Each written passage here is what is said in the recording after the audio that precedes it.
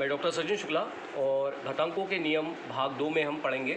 अगर मान लीजिए कोई संख्या हमारी दे रखी है और उसकी घात अगर माइनस में है तो हम इसे इस माइनस की घात को प्लस में अगर बनाते हैं तो उसका नियम क्या होता है, हम इसे बटे के रूप में नीचे लिख देंगे। यानी 3 की घात -4 है तो हम क्या लिख सकते हैं, 1/3 की घात 4 और ये प्लस की बन गई। अब तो अब इसे हम सवाल को यहाँ पे देखते हैं हम। अब ये सवाल मिला 3 की घात 4 गुणा 3 की घात 5 गुणा 3 की घात -9। तो इसके अंदर आपने जाना था कि जब गुणा हो रही होती है तो हमें क्या करते हैं, हम घातों को जोड़ देते हैं। ये पिछले भाग 1 में हमने सीखा था। तो जब इन्हें जोड़ेंगे तो जोड़ने का मतलब ये -9 है तो -9 ही जोड़ेंगे।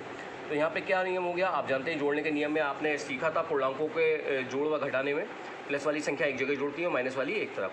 तो 5 4 9 और जब 9 में से 9 जाएंगे तो सीधी सी बात है 3 की घात क्या बचेगा, 0। और किसी भी चर या अचर की घात अगर 0 है तो उसकी वैल्यू 1 होती है। ये मान लीजिए कहीं a की घात 0 लिखी तो उसकी वैल्यू 1 होगी, b की घात 0 लिखी है तो भी उसकी वैल्यू 1 होगी, कहीं लिखा है 4 की घात 0 तो उसकी वैल्यू 1 भी होगी, कहीं 49 की घात 0 लिखी है उसकी वैल्यू भी 1 होगी। इस सवाल को देखिए आप, बोल्ट्जमान लॉ जब आपने पढ़ा था तो उसमें आपने जाना था कि सबसे पहले हम किसे ब्रैकेट को सॉल्व करते हैं। ब्रैकेट के अंदर क्या लिखा हुआ है, 2 की घात 5 भाग 2 की घात 8। और आपने जाना था जब गुणा होती है तो जुड़ती हैं घातें, जब आधार एक जैसे होते हैं। और यहाँ पे भाग हो रही है तो यानी 5 में से हमारा 8 घटेगा। बाकी सवाल ब्रैकेट की ब्रैकेट की घात 2, बाकी सवाल में हमने कुछ करा नहीं है, बाकी सवाल को हम ऐसे उतार देंगे, घात 5 गुणा 2 की घात -5। 5 में से 8 गए, देखिए 8 में से 5 जाते हैं 3 बचते हैं, लेकिन 5 में से -8 गए यानी यहाँ पे घट तो रहा है लेकिन क्या है, माइनस की ज़्यादा है। तो क्या बचा, 2 की घात -3, इसकी घात 5 गुणा 2 की घात -5। अब देखिए घात के ऊपर घात होती है तो मैंने पिछले भाग में आपने सीखा था घात के ऊपर घात होती है, गुणा करते हैं तो 3 पंजे 15, क्या होगा 2 की घात -15 गुणा 2 की घात -5। अब ये वाला सवाल वही बन गया कि आधार एक जैसे हों और गुणा हो रही हो तो उनकी घातें जुड़ जाती हैं। जुड़ने का मतलब क्या होता है कि प्लस की एक तरफ जुड़ती है और माइनस की एक तरफ जुड़ते हैं।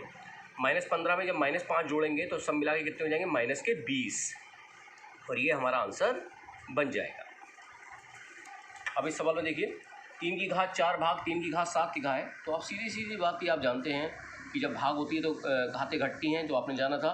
तो 3 की घात क्या बचा है यहाँ पर, 4 में से 7 जा रहे हैं यानी कि -3 बचेगा, क्योंकि -7 का मतलब -7 ज़्यादा है और ये क्या है, प्लस के 4।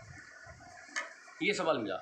जब इस सवाल को हमने आँख से अपनी गौर से देखा तो हमने देखा कि ये पूरा ये नीचे क्या है, आधार, और ये इसकी घात है।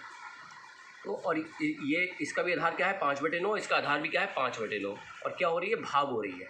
जब भाग हो रही है तो क्या करते हैं, आधार को लिखते हैं और उनकी घातें क्या होती हैं, आपस में घट जाती हैं, यानी 6 में से 4 को घटा देंगे। ये हमने पिछले उसमें जाना था, पिछले भाग में 6 में से 4 गए, कितना बचा, 2। अब इसे सॉल्व करेंगे तो वही है कि जब पुलिस पकड़ने आती है तो घर के ऊपर हो चाहे घर के नीचे हो, कमरे में छुपा हुआ चोर, वो दोनों को पकड़ेगी। यानी ये घात जो है 5 के ऊपर भी आएगी, 9 के ऊपर भी आएगी। तो जब ये 5 के ऊपर आएगी, बराबर करके लिख रहा हूँ क्योंकि यहाँ जगह नहीं है, तो 5 की घात 2/9 की घात 2। आगे भी बराबर करके लिख सकते हैं हम। 5 की घात 2 का मतलब क्या हुआ, 5 पंजे 25, और 9 की घात 2 का मतलब क्या हुआ, 81। अब इस सवाल को देखिए, इस सवाल को जब हमने आँख से देखा तो आधार सबका क्या है, 4/9 है, इसका भी 4/9 है, इसका भी 4/9 है। तो इसका मतलब जब इस सवाल को सॉल्व करेंगे तो 4/9 एक बार लिख लेंगे हम।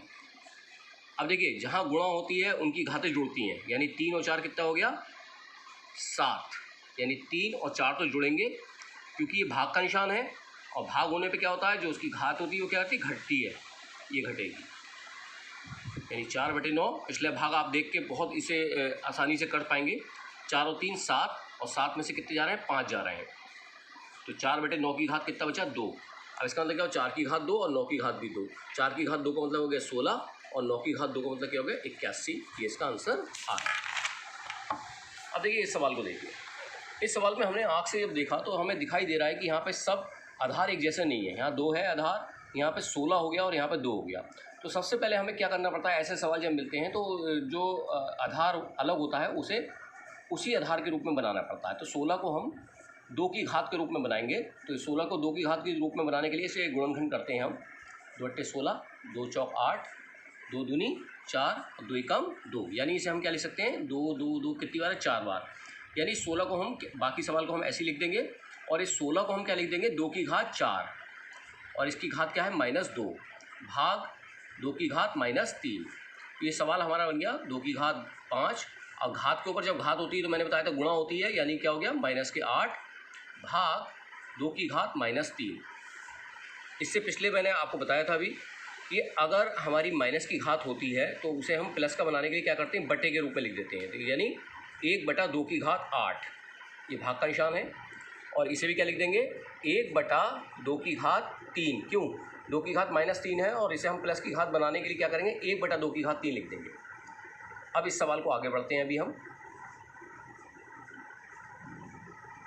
भाग के निशान को जब गुणा में बदलते हैं तो आपने भिन्नों की जोड़ व घटा में सीखा था कि अगर भाग के निशान को हम गुणा बनाते हैं तो ये जो बाद वाली भिन्न होती है वो पलट जाती है। यानी 1/2 की घात 3 है तो क्या हो जाएगा, 2 की घात 3/1 हो जाएगा।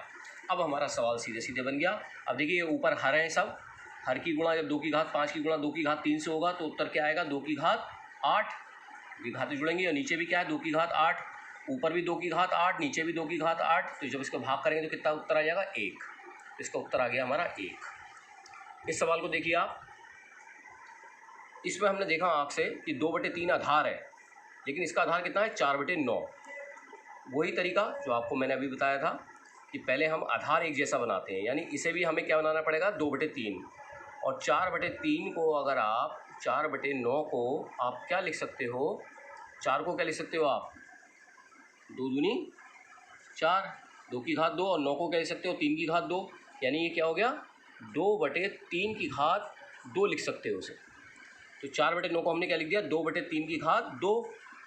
और इसकी भी घात क्या है, 2 है, यानी इस पूरे की घात भी 2 है। करली ब्रैकेट लगा दिया हमने और ये सवाल हमारा इस तरीके से बन गया। अब इसको आप सीधे सीधे सॉल्व कर सकते हैं।